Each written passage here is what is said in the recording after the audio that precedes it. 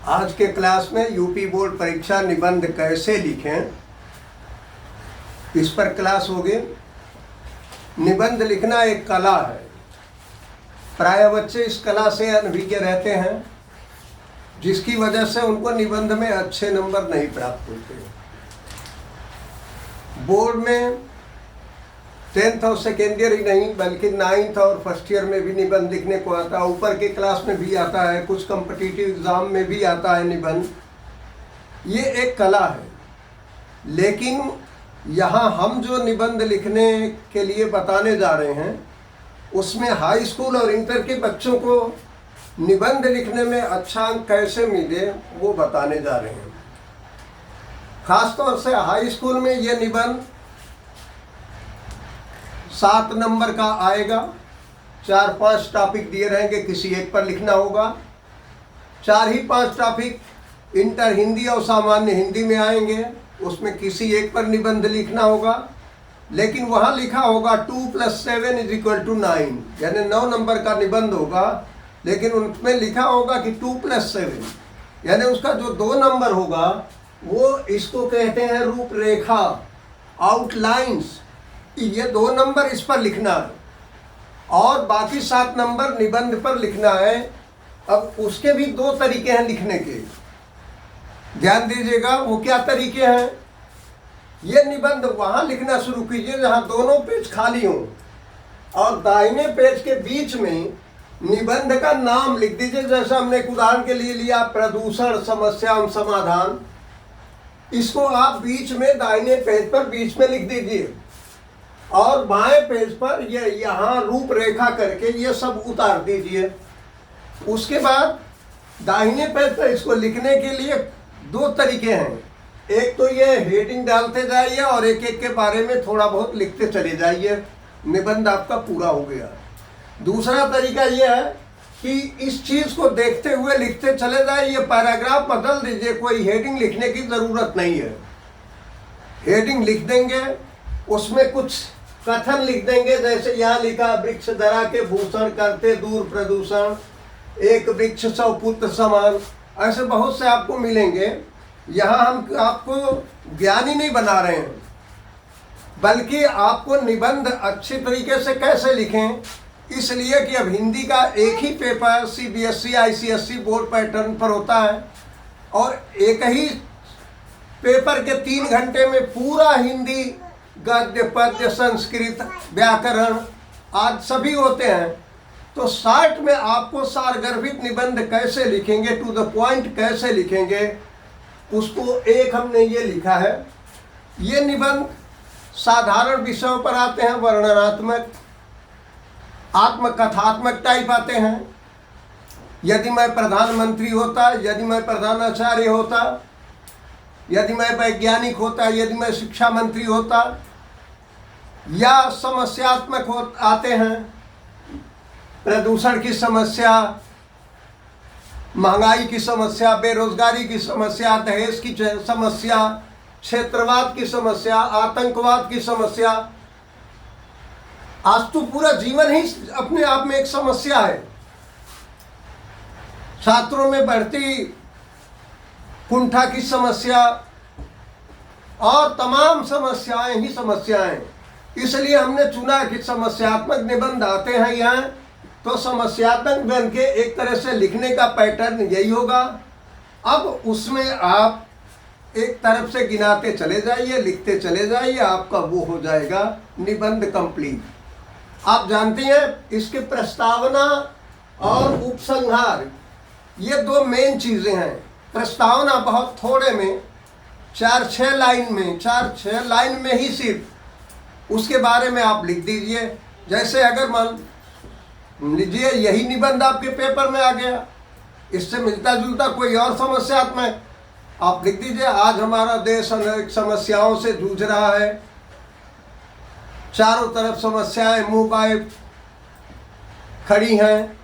बेरोजगारी की समस्या, महंगाई की समस्या, भ्रष्टाचार की समस्या, दहेज की समस्या, अनुशासनहीनता की समस्या, क्षेत्रवाद की समस्या, भाषा की समस्या, जाति वर्ग की समस्या, क्षेत्रीयता की समस्या वगैरह वगैरह। किंतु इन समस्याओं में सबसे बड़ी समस्या है प्रदूषण की समस्या। तो अब जांचने वाला कापी आपसे यह अपेक्षा सिर्फ करता है कि आप उससे संबंधी लिख रहे हैं या सिर्फ पन्ना भर रहे हैं। बहुत लंबा आपको निबंध भी नहीं लिखना है। उसके बाद हर समस्या के पीछे कुछ कारण होते हैं। उस कारण के जिम्मेदार पहले नंबर में तो हम ही हैं, व्यक्ति ही होता है।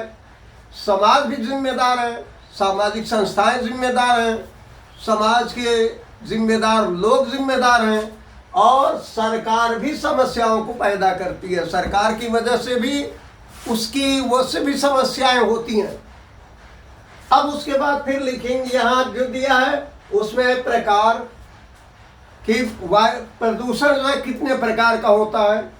तो प्रदूषण तो अनेक प्रकार का होता है, इसके अनेक प्रकार हैं, लेकिन हमने 3 मुख्य हाई स्कूल इंटरमीडिएट के स्तर को ही लिया है कि वायु प्रदूषण है, जल प्रदूषण है, ध्वनि प्रदूषण है, जिनका संबंध सीधे हमारे व्यक्तिगत जीवन से है। तो इनमें किसकी कैसे ये समस्याएं तीनों पैदा होती हैं, इसके बारे में थोड़ा थोड़ा आप लिख दीजिए कि वायु प्रदूषण का कारण क्या है। इसीलिए हमारी सरकार ने, चाहे केंद्रीय हो या प्रदेशी, धीरे धीरे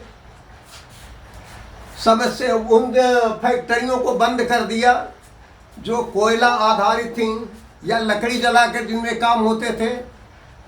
इनसे धुआं बहुत ज़्यादा उत्पन्न होता था, जहरीला हो जाता था, चारों तरफ वो उसके कण फैल जाते थे, फल जो है वो ख़त्म हो जाते थे, धीरे धीरे बाग उजड़ जाते थे। उसके बाद ये देखेंगे हम कि इस प्रदूषण से, समस्या से हानि क्या है, चाहे वो महंगाई की समस्या हो, बेरोजगारी की समस्या हो, प्रदूषण की समस्या हो। जो समस्या है उससे हानि क्या हो रही है। अब ये हानि जैसे प्रदूषण संबंधी है, लेकिन हमने स्वास्थ्य पर कुप्रभाव, आज जिसको देखिए वो बीमार, और ऐसी ऐसी बीमारियां कि लोग ताज्जुब करते हैं कि हमने इस तरह की बीमारी का नाम अब तक सुना नहीं।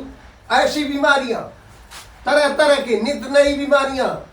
और उसके बाद कुपोषण, जो छोटे बच्चों के लिए अब इतने इंजेक्शंस, इतनी दवाइयां आ गई हैं कि उन दवाइयों के आधिक्य से भी कुछ बच्चों को तरह तरह की बीमारियां हो जाती हैं।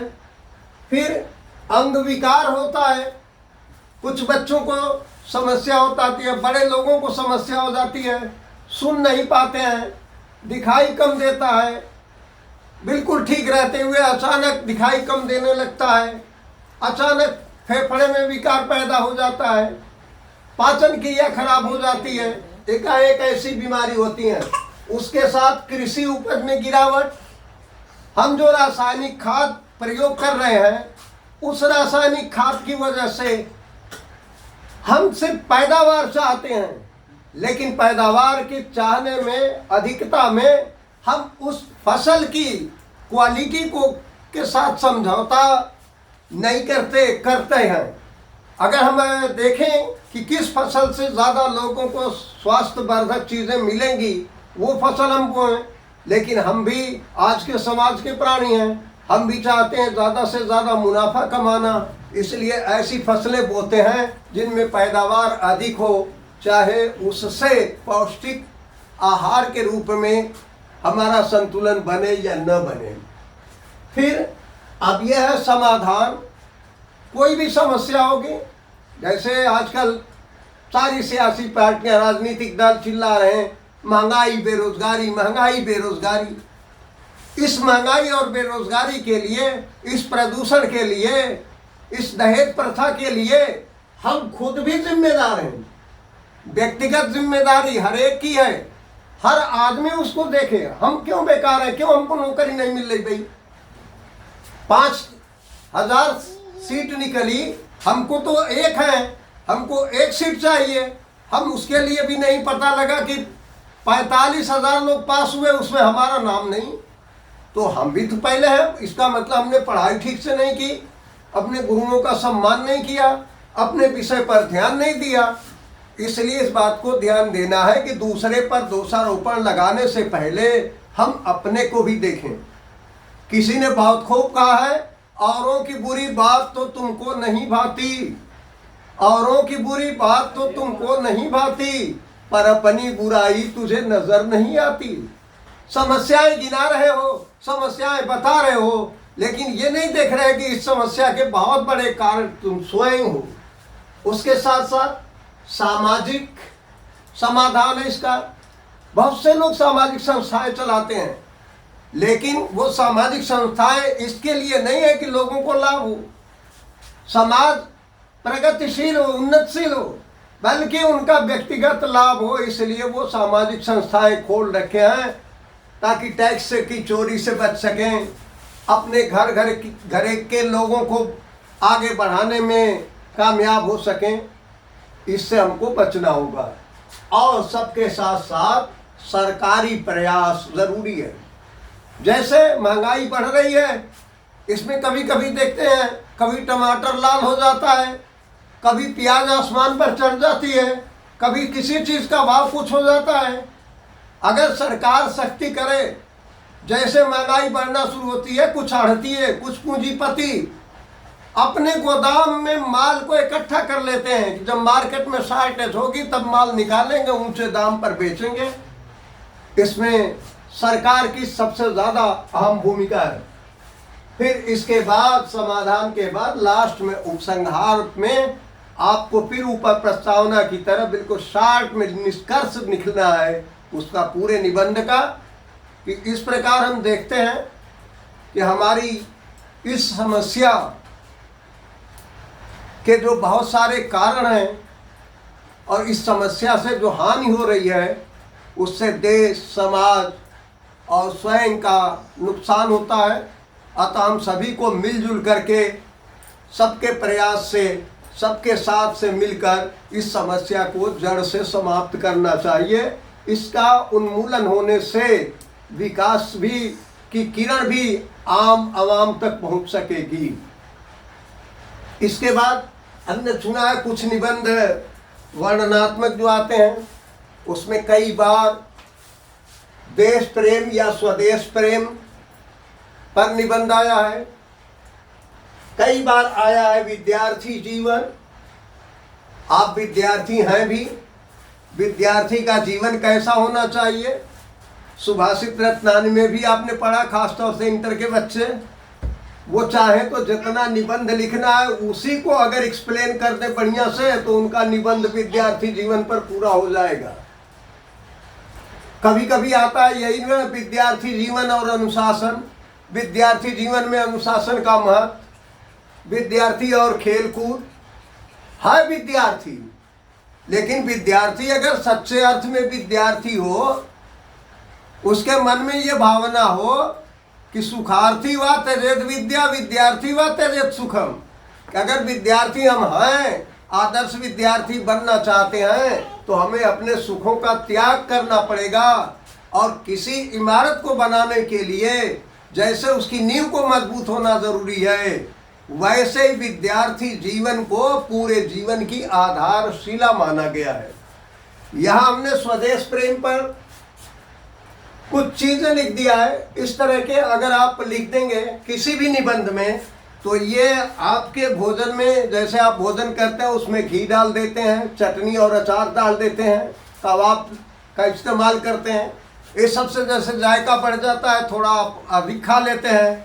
उसी तरह से अगर ये सब आप लिख देंगे तो इसकी वजह से आपके निबंध के मार्क्स अच्छे लग जाएंगे। हमेशा याद रखिएगा, पेपर को करने से पहले इस बात का ध्यान रखिए कि समय के साथ साथ आपका पेपर भी समाप्त हो। बहुत बहुत धन्यवाद। अगर आपको ये क्लास पसंद आए हो तो इस वीडियो को लाइक और शेयर ज़रूर कीजिए। अपने दूसरे साथियों को भी इससे लाभान्वित कीजिए, क्योंकि बोर्ड परीक्षा में बहुत ही कम समय बचा हुआ है।